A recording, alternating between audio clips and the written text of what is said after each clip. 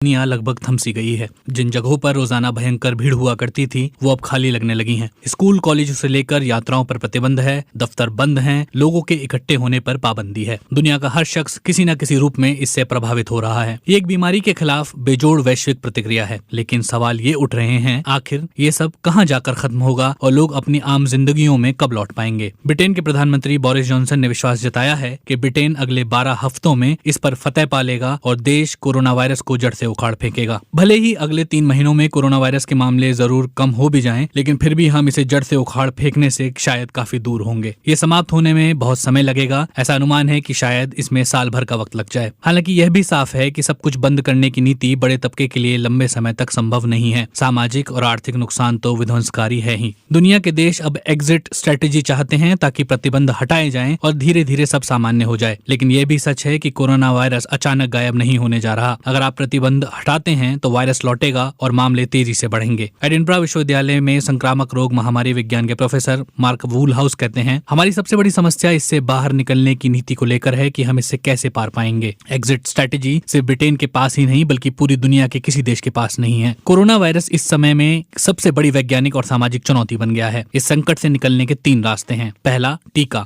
दूसरा, लोगों में संक्रमण से बचने के लिए प्रतिरोधक क्षमता का विकास। और तीसरा, हमारे समाज या व्यवहार को स्थायी रूप से बदलना। इनमें से हर एक रास्ता वायरस के फैलने की क्षमता को कम करेगा। लेकिन सवाल ये है कि टीका आने में समय कितना लगेगा। एक टीका किसी शरीर को वो प्रतिरोधक क्षमता देता है जिसके कारण वो बीमार नहीं पड़ता। तकरीबन 62% आबादी को रोग से मुक्त करने के लिए उनकी प्रतिरोधक क्षमता को विकसित करने को हर्ड इम्यूनिटी कहते हैं, ताकि कोई वायरस महामारी न बन जाए। बीते सप्ताह अमेरिका में कोरोना वायरस के एक टीके का परीक्षण एक व्यक्ति पर किया गया था। इस परीक्षण में शोधकर्ताओं को छूट दी गई थी कि वो पहले जानवरों पर इसका प्रयोग करने की जगह सीधा इंसानों पर करें। कोरोना वायरस के टीके पर शोध बहुत ही अभूतपूर्व गति से हो रहा है, लेकिन इसकी कोई गारंटी नहीं है कि ये सफल होगा या नहीं और क्या वैश्विक स्तर पर ये सभी को दिया जा सकेगा या नहीं। अगर सब सही जाता है तो ऐसा अनुमान है कि 12 से 18 महीनों में ये टीका बन सकता है। ये इंतजार एक बहुत लंबा समय होगा क्योंकि दुनिया इस समय पहले ही पाबंदियों का सामना कर रही है। प्रोफेसर वूलहाउस कहते हैं कि टीके के इंतजार को रणनीति का नाम नहीं दिया जाना चाहिए और ये कोई रणनीति नहीं है। सवाल ये भी है कि क्या मनुष्यों में प्राकृतिक प्रतिरक्षा पैदा हो सकती है। ब्रिटेन की रणनीति इस समय वायरस के संक्रमण को कम से कम फैलने देने की है ताकि अस्पतालों पर अधिक बोझ ना पड़े, क्योंकि इस समय आईसीयू के बेड खाली नहीं हैं। दुनिया के दूसरे देश जैसे भारत और उसके पड़ोसी मुल्क भी इसी रणनीति पर अमल कर रहे हैं। एक बार इसके मामले आने कम हुए तो कुछ प्रतिबंधों में ढील दी जा सकती है, लेकिन ये मामले आना ऐसे ही बढ़ते रहे तो और प्रतिबंध लगाने पड़ सकते हैं। ब्रिटेन के मुख्य वैज्ञानिक सलाहकार सर पैट्रिक वेलेंस कहते हैं कि चीजों पर पूरी तरह से प्रतिबंध लगा देना मुमकिन नहीं होता। कोरोना वायरस से संक्रमित होने के कारण अनजाने में लोगों की रोग प्रतिरोधक शक्ति भी बढ़ सकती है, लेकिन इसे होने में काफी साल लग सकते हैं। इंपीरियल कॉलेज लंदन के प्रोफेसर नील फर्ग्यूसन कहते हैं, हम एक स्तर पर संक्रमण को दबाने की बात कर रहे हैं। आशा है कि एक छोटे स्तर पर ही लोग इससे संक्रमित हो पाएं